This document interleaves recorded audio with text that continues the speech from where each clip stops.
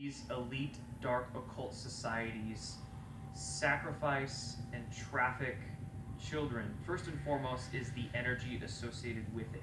So when a human is in the state of fear and trauma, they release a energy, and this energy can be picked up by essentially negative extraterrestrial beings, negative archonic influences, and they feed off of it. They literally feed off the energetic release of fear and trauma. When these dark groups use children, because a child is not mentally programmed yet as an adult is, they are much more innocent, they're much more connected into their higher selves or into their divine, if you will. The trauma that they release is much more potent than using adults. During these ritualistic practices that the elite participate in, one of the compounds that is released in the children's body during torture, during trauma, is a compound called adrenochrome. It's released out of the adrenal gland during highly traumatized incidents, and this adrenochrome acts as essentially a drug. These secret societies that make up the deep state are nothing new. This actually spans back thousands and thousands of years, and they have always occulted this information for themselves. We need to understand what occulted actually means. Occulted just simply means hidden in Latin.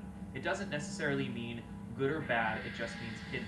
So these secret society groups have hidden or occulted this information for thousands and thousands of years. They've kept it to themselves, and they haven't shared it with anybody outside of their inner circles.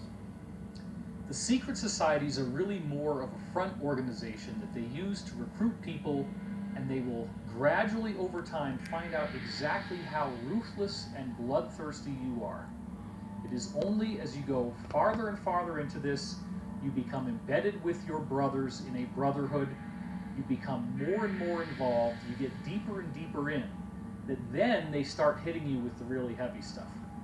Until we face as a society that these things are actually happening and that there is a centralized control group that is responsible for this, we will be doomed for these people to continue to exert their control over us. If we don't learn how to respect each other, then we're never going to make any progress. We need to learn from the Me Too movement and understand that there is corruption, there is rape, there is pedophilia, there is child trafficking, there is human sacrifice, there is cannibalism. And all of these things are happening because there is a hidden elite that actually uses these behaviors as part of their religious sacrament.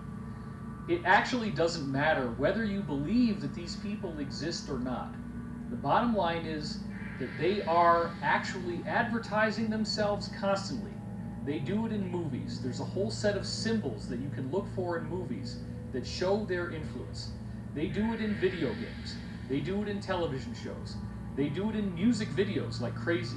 They do it in awards ceremonies. And it's always in your face. Now is the time for us to get our heads out of the sand and understand that even if these things do seem unthinkable to us, there are people today who are actively practicing this. The evidence is voluminous, and really what it boils down to is that people don't want to look at the evidence because it is so upsetting.